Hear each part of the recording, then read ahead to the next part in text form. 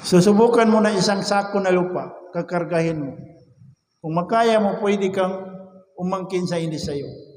Pero kung hindi mo makaya, isang sako na lupa na ingatan mo yung maangkin mo. Kaya yung sinabi ng propeta, kahit yung paglipat lang sa muhon ng lupa, yung hangganan ng bawat isa na mayroong muhon, na kapag ilipat mo yun para maging malapad yung sayo, na yung lahat ng sobra doon, na ikakarga sayo sa Yawmul Qiyamah. Sa iyon ay dhulm. Na lahat ng mga bagay pa na hindi sayo, ito yung tandaan natin. Basta lahat ng mga bagay o kahit ano na maangkin mo na alam mo na hindi sayo, na kung nakaligtas ka dito sa mundo, na huwag kang magsaya. Huwag kang matuwa. Nasabihin mo na, nakuha ko yung hindi sa akin na walang kahirap-hirap. Walang sinumang humaharang. Akala mo ganun lang? Pagdating mo sa Yawmul Qiyamah, na mabuti kung marami kang sambayang, marami kang puwasa, marami kang sadaka, marami kang jaka, kasi may bayad ka. Pero kung problema, kung wala kang mahina kang magsambayang pa, tapos madali kang magloko sa mga tao, umangkin sa hindi sa'yo, kumakain na hindi sa'yo, na lahat, doon na mangyari yung tinatawag na bankrupt. Kasi yung nabanggit ng propeta na mabankrupt, na nagsasambayang, nagpuwasa, nagsaka, nagsadaka. Pero ano yung, paano na bankrupt? Kasi walang disiplina. Nakabayad siya, pinatay niya. Nakabayad siya, pinalo niya. Nakabayad siya, linibak niya. Nakabayad siya, pinagsabihan niya ng masama.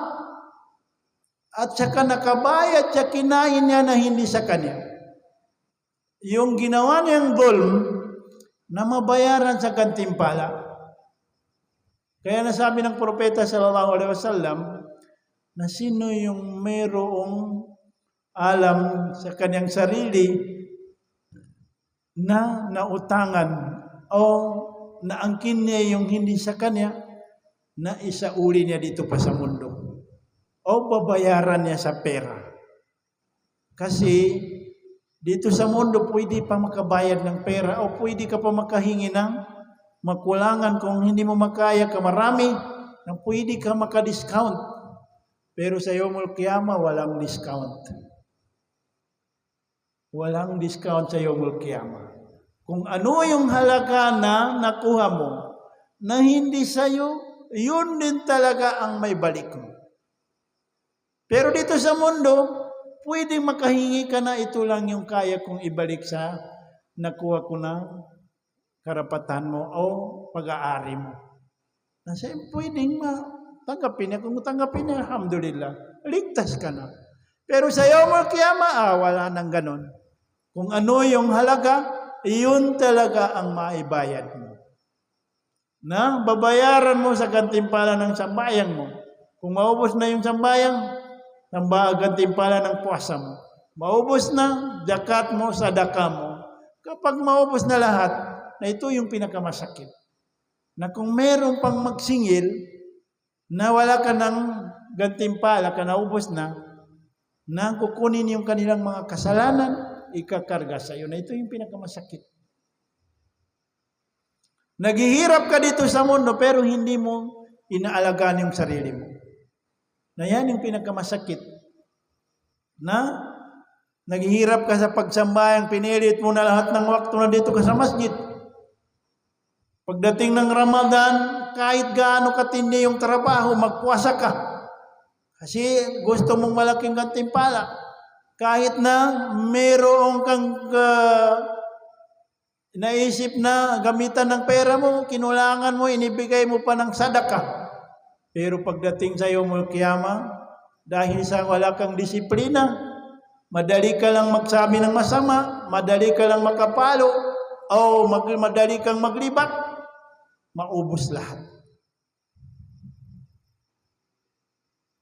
Na ganyan yung iniingatan natin.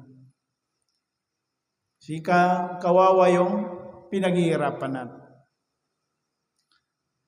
Kasama sa dhulm na, dhulmun bitaksiri fi ada'il masalih al-amma. Yung pagkulang sa mga magagandang gawain. Na halimbawa kung mayroon kang panahon, kayang-kaya mo, wala kang karamdaman na hindi mo ginawa yung magandang gawain, na alam mo na yun ay mabibilang sa dhulmun nafs. Na nabali mo yung mismo sarili mo. Kasi ang sarili mo nangangailangan ng maraming mga magandang gawain. Na kung hindi ka gumagawa, na mananagot ka sa yawmul qiyamah. Kaya yung mga klase ng dhulm, pati yung pagsambayang ng late, kasama yan sa dhulm.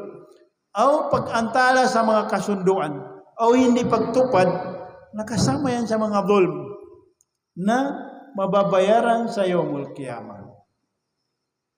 Kaya Yusemin rahimahullah ta'ala, na yung pag-uusap na magkita sa isang araw, nakatakda yung oras, na kung hindi ka ulit yung pagdating mo, samantala yung isa, nandun na, naghihintay, na lahat ng oras ng pagkalampas niya, mababayaran mo yun sa yawmul qiyamah.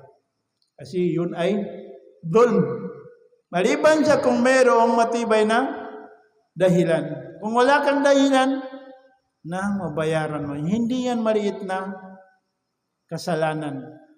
Nagtakda ka ng panahon at saka araw na magkita kayo, tapos hindi mo tinupad ulit yung pagdating mo dahil sinasadya mo rin na mababayaran mo yun sa yawmul qiyamah. Kaya kailangan, mga kapatid sa agama Islam, na yung mga alam din natin na mga masama na kailangan iingatan natin na magawa natin. Hanggat makaya natin na pilitin natin na maiwasan natin yung mga alam natin na mga masamang gawain.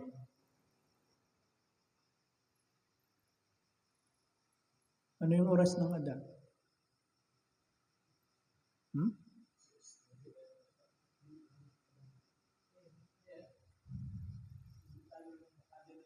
Ha? Meron pang 10 minutes.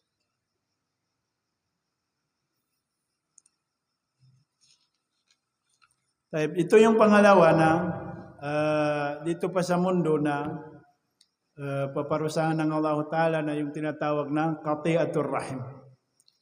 Yung pagputol sa ugnayan sa kamag-anak. Yung kagaya ng mga uncle o basta yung mga malalapit din sa iyo. Na kung pagsabihan mo na, tigilan mo yung ugnayan ninyo, hindi mo sila kakausapin, na ang makakalaban mo na Allah subhanahu wa ta'ala. Kaya mayroong ayat ng Allah na matindi yung pagpaparusa niya. Sabi ng Allah ta'ala, "Fahal asaytum in tawallaytum an tufsidu fil ardi wa tuqatti'u arhamakum." Ito yung parusa niya. Ulaikal ladina la'anahumullah. Isusumpa ng Allah ta'ala, paasammahum, at saka tanggalin niya yung pagkarinig niya, wa a'ma absarahum, pati yung kanilang mga paningin na mawawala. Pero kung baliktarin naman natin, kung ikaw ay matulungin, maawain sa kamag-anak, na dalawa naman yung ibibigay ng Allah ta'ala. Makadagdag ng rizki at saka makapahaba ng edad.